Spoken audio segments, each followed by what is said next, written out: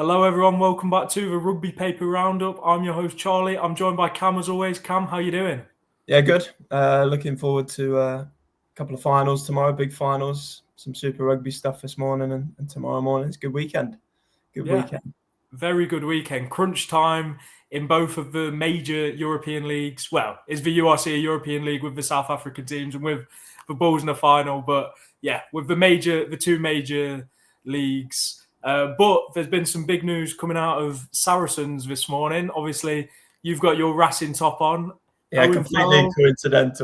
coincidental. Oh yeah, I'm sure. Obviously, Owen Farrell's return to the club that he is an absolute legend at, of course. What do you make of that news? And is it a good thing for Saracens? Well, I'm sure you're the same. I always thought he was going to go back at some point, right? I didn't think it would be after a year, and obviously he's had injuries and whatnot, and it's been a tough time at Racing. I thought he'd stick out 2 years and then come back, leading up to 2027 World Cup, give him a season, but obviously being bought out of that contract early, and it's a good move for Sarries and Farrell, right? He wants to come back. He's not had a good time of it in France. Sarries will obviously have him back in a heartbeat. I think it'll be pretty seamless, straight back into the side, right? I mean, he's still the same player, even though he's had a tough year. I think it'll be like he's never left, right? A good move for both. And then he's got a couple of seasons before that World Cup, so you never know. It's interesting as well that his contract is almost split into a player contract and a coaching contract. I do quite like that, because if it doesn't necessarily work out on the pitch, obviously he's got the experience and all of that. So if it doesn't necessarily work out on the pitch, which I do think it will, obviously it does give them the opportunity to not have to get rid of him or not have to make a tough decision regarding him. So I quite like that. It seems pretty rigid as well, right? There's a set plan, so he's got 2 years of that player coaching role. Then it'll be World Cup, and then you'd think after that he might call it a time on playing career, right? And then he's got the 3 years of coaching. I mean, he's born to be a coach, right? Andy Farrell's obviously a coach, his dad, and just the way he carries himself and plays, he's a born leader, born coach. So it's interesting. I don't remember seeing anything like that. Sort of a 5-year deal, split, 2 playing, 3 coaching. But he's unique, I guess. And it'd be good to have him back in the Premiership as well, and potentially England. I mean, with regards to England, do you think he'll go on the summer tour, and do you think he'll potentially be a British and Irish Lion? Because obviously that's still in the picture. I don't think he'll do. I think it'll be too soon for all of that. I think he'll get integrated. It depends what sort of a player he is. I think he needs sort of a good 6 months back in the Premiership to prove he's fully fit, and he's the same old Owen Farrell. Obviously, you got Finn Smith ahead of him at the moment, Marcus Smith, probably George Ford. But if he comes back and starts killing it again the first 6 months, he could well be back in that picture. Especially given the experience he has, and you want players like that at World Cup. So if I were to put money on it now, I'd say he'd be in that 2027 World Cup squad. Yeah, and I think he'd have been good for the Argentina tour if George Ford wasn't going, because obviously he's already got the experience and, again, is like a coach on the pitch. If he wasn't there at Fly Off, then I think Farrell would have potentially been there. But, given Ford's there, I don't think he's necessarily needed. And, I don't think he's quite Lions ready anymore. No, I agree. Brutal for Racing, though. There's 2 big stars who have, their contract been ripped up early with Khaleesi and now Farrell. Brutal. Yeah, I mean, maybe it says a bit about the club as well, because I think they've been struggling a bit recently. Yeah. But I mean, they've had some proper elite fly halves over the years, and it's never really worked out. They had Finn Russell there, obviously Johnny Sexton before, and they never managed to win anything major. Yeah, and I mean, on the topic of Finn Russell playing in a final, Bath versus Leicester Tigers. I think you can tell who I'm going to be backing. But just before we talk about all the technical stuff, who are you actually going to be supporting? Good rugby. I no skin in the game. I think it's been one of those years where since round 1, everyone's sort of talked about Bath are the ones to beat. But this has to be their year. Obviously came so close last year, and then strengthened on their squad in the summer, and since round one they've been above the rest, really. I feel like they're destined to win it. I think apart from being slightly the better team, being deeper, obviously their bench as well, it's just their year, I think, going for a treble as well. Unless you've got something to say. Well, no, I was going to say almost the opposite. I actually feel like it's more Tigers this year, given all the big departures that are going to be happening in the summer. I feel like they might be obviously Bath are going to be motivated. That goes without saying. But I feel like Tigers might be slightly more motivated, given, you know, Cole, Youngs, Montoya, or even Andre Pollard, Michael Checker himself. Like, I just feel like there's a bit more almost at stake, I guess, because next season will be more of like a rebuild potentially, whereas Bath will be up there next season. I mean, they've already strengthened.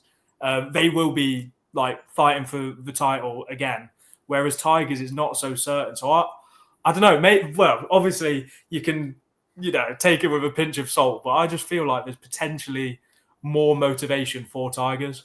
I would say I think motivation sort of goes out the window when it's a final. I don't. It's a final, right? Like both sides are going to be as motivated as the other. I think the expectation on Bath as well. You know, falling short last year and everyone expecting them to win this year, they're not going to want to fall short of that. Yeah, that's true. I mean, I don't know. I feel like it's just for fine margins. I feel like there's just a little bit of an extra something in that Tigers camp that, when push comes to shove, like 70 minutes and beyond, it's just going to pretend. I know, and I get what you're saying as just well like about Thomas Detroit comes off the bench. Yeah, no, that is true. And I get what you're saying about Bath, given that they lost last year. And obviously that'll be their kind of, yeah, I don't know. I just feel like there's slightly more at stake for Tigers because Bath will be up there next season. And of course they're going to want to win it. And, you know, obviously it's been a long time since they have won it. It'll definitely be tight. It'll definitely be tight. I don't think anyone who's saying Bath are going to, you know, win by double digits or whatever are right. You know, it's a final, and Leicester are a very, very good side, very well coached, good set piece, good drills. It will be. They've obviously got experience from 2022 in there as well. You know, winning that Premiership, so it won't be a walk in the park for Bath by any means. I just do think it'll be the same story as most of the season. Bath's bench and set piece will be too strong in the end. But I mean, the semi-final gave me a lot of confidence for Tigers because they almost beat Sale at their own game, which I quite liked. I mean, set piece wise, they were unbelievable against probably the best set piece team in the league. And yeah, I liked the fact they went toe to toe with Sale. And Leicester are going to have to keep that discipline as well. They're going to have to keep that discipline they showed in the semi-final, because if they give Bath a sniff, you know, any yellow cards, I think the stat on the screen last week that they've scored the most points per yellow card Bath have. So if you give anything away like that, you will be punished. So it'll be a good game. It'll be a great game. Yeah, no, definitely. I think it will be cagey, as most finals are, but yeah, I mean, to finish off with that one, what's your score prediction? I'll go 25-21. No, 25-19 Bath.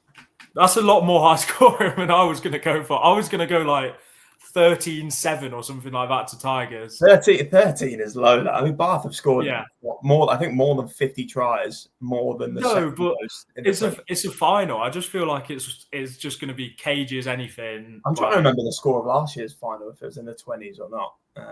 I think it was around there. I thought, 13-7, 21 maybe. Yeah. Okay. 25-19. I'll go. Yeah, no, fair enough. I'll go 13-7. See, I mean, hopefully, obviously, yours comes true for the neutral. But yeah, and I mean, onto the other final, URC, Leinster versus the Vodacom Bulls. I mean, it's not at a neutral venue because obviously the URC puts it at the higher seeded team, so it's at Croke Park for Leinster. What are your thoughts on how that's going to go? They have to win this year, don't they? They just like it's 3 years in a row they haven't won. Obviously, they won 4 in a row before that, and all the Champions Cup semi-final and final losses. They're at home. They're against a Bulls side without, you know, Arensa, Hanekom, Elric Lowe. They have to win this one. I know they got a few injuries, but it has to be now. And if not, I think Leo Cullen is under real pressure, because with the squad they have, they have to be winning more trophies. I think they will get it done. You know, Croke Park is a big factor. We've obviously seen the past couple of finals of the URC being South Africa's his first one in a while back in Europe. I think they'll get it done. Yeah, and like you say, if they don't get it done now, then when are they going to get it done? Yeah. I mean, yeah, it really does feel that way, and yeah, it almost feels very Leinster to not win because they are such heavy favourites. I think this would be, out of all the semi-finals and finals they've lost over the past few years, this one would be the worst, just given the Bulls' injuries, and they're at home, and it's, you know, obviously big travel. This would be a real boil over. Yeah, no, million %. And yeah, I agree with you though, in the sense that I do think they will get it done this year. But I do also think that it would be very Leinster for them to not get it done, as we've seen quite a few times. I mean, yeah, they looked good though. They looked good against Glasgow. Yeah, they did. I did watch that. They looked very comfortable. Didn't really have to leave kind of second, third gear. And that Glasgow side, obviously reigning champions, are not a bad side at all. I thought that was going to be a lot closer. It has to be that year. It has to be. Yeah, no, I'd agree. I think a full strength Bulls would give them a very good game and run them very close. But like you say, like a couple of big players missing. I love flashbacks though. That 2022 semi-final when the Bulls came to Dublin and beat them, I was stunned. I don't think I've ever been more stunned at a rugby result than that. So they've got it in them. They've definitely got it in them, but I think they'll be too strong ultimately. Yeah, no, agreed. But yeah, so I mean, predictions wise, what do you reckon? I'll go 28-16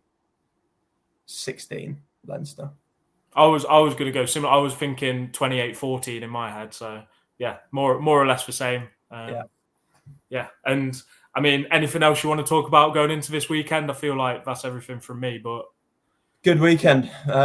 If you're not on the sofa most of Saturday watching the rugby, then what else are you doing? It's a good weekend. And then obviously straight into the Lions the week after.